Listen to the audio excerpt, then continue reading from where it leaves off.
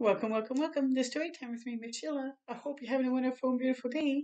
Today's story is called Grandpa Cacao, a tale of chocolate from farm to family. Who loves chocolate?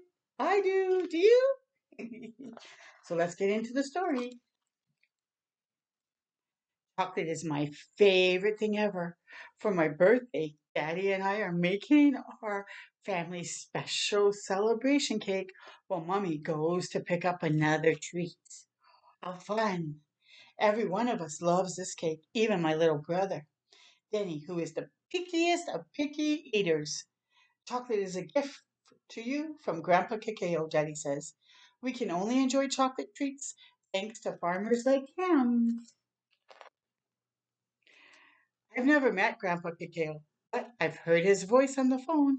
I can almost picture him, a mystery from Africa, a place I've never been. Tell me again about Grandpa Cacao, I ask. Are you like him? Am I? And there's like a picture of the continent of Africa. We're from a land called the Ivory Coast, Daddy says, where I grew up watching big, graceful elephants roam. It's where the air breathes hot and damp, thick with stories and music and the languages of people from tiny villages and big cities. Grandpa Cacao's farm was the pride of his life. The air, the rain, and the soil must be just right for growing cacao. Daddy holds a sieve over the mixing bowl and I pour in the flour. Grandpa Cacao carried heavy loads through the bush, back and forth to his fields on his wide, calloused feet. That must be where I get my wide feet, I say, as I did the baking powder. Your Grandpa Cacao spotted the ripe fruits, ready to be picked from the forest canopy, and cut them right off the tree trunks quickly and precisely, just like the way I can spot the end of summer from the tinges of orange at the tips of the treetops. You see, he's cutting the fruit and picking it. Ooh, look at the inside of it. He sliced through the skins of the pods without cutting into any of the sticky white beans inside. I carefully sprinkle in the salt. Grandpa Cacao could hold two or three, even three whole fruits in one of his rough hands. Like a giant? Did you ever help? I ask. Everybody in the village worked together, says Daddy, as he melts the chocolate and butter. When I turned 7, Grandpa let me help gather and scoop out the cacao pods, but only if my schoolwork and chores were done. That's interesting. We're learning how they make chocolate. Grandpa Cacao and the other villagers scooped out millions of cacao beans and put them in big pits in the ground, lined with banana leaves.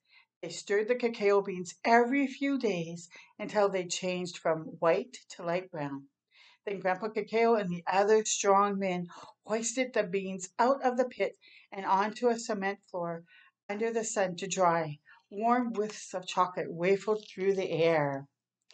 We lugged the beans inside every single night so they wouldn't rot in the morning dew. If a tropical storm clouds rolled in, we all rushed to cover up the drying beans to so that the mighty rains wouldn't drench them. I bet he could smell the rain a mile away, the way I can smell a cold day. When the skins of the dried beans made a crack, crack, cracking sound between your fingers, they were ready to sell. Did they taste like chocolate? I asked. My stomach is grumbling. I wonder what Mummy is bringing home. They tasted bitter, but always left a sweetness on the tongue. He adds the sugar to the cake better than Daddy does. Crack, crack. I break one, two, three eggs into the bowl, but don't let any shells fall in. Daddy mixes as I pour in the milk. Once I got older, I helped your grandpa Cacao bag up the beans to sell to the cacao buyers. If the roads weren't flooded from the rains, they came to our village in trucks with their big scales and bundles of money to buy our beans. Then they sent them off for chocolate making. Wow.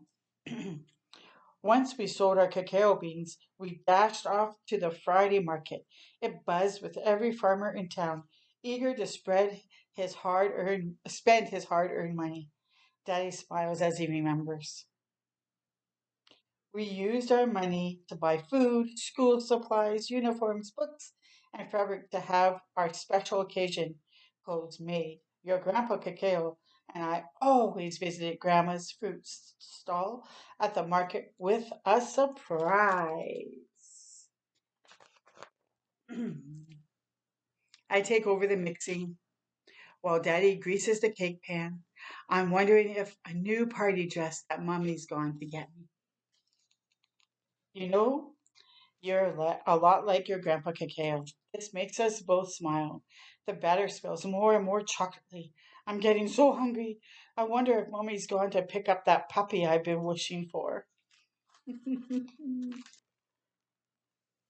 Grandpa Cacao didn't eat anything chocolate himself, says Daddy, because it was a fancy and expensive treat. But the kids couldn't resist sneaking a taste of the pulp from the cacao fruits or the candy sweet drink we made from it. Daddy dips a finger into the bowl and has a taste. Mmm, candy sweet. He adds, he hands me the wooden spoon, and I start to mix again. But my arms get tired fast. I help flicking the spoon. Who likes doing that? I do. It's so fun, right? And tasty. Almost done, says Daddy as he pours the thick, gooey batter into the greased cake pan. Like a chocolate waterfall, I scrape the last of it in and think about Grandpa Cacao and all that he did to help make this cake. Daddy pops the pan into the oven and we wait. The batter rises and slowly bakes. I can smell the chalkiness coming, oozing from the oven, and I can't wait to taste it. Ooh. As I help wipe the counters, the doorbell rings and the oven timer goes off. My cake is baked. Mommy is home. Get the forks, I yell. I run to the front door. Mommy walks in with a hunched over man I've never seen. Happy birthday, he says to me with an accent that sounds like Daddy's. In that voice I've heard on the phone. He's an old man, the same color as me. He's got my same small ears and Daddy's smile, and he looks at me like he's known me forever.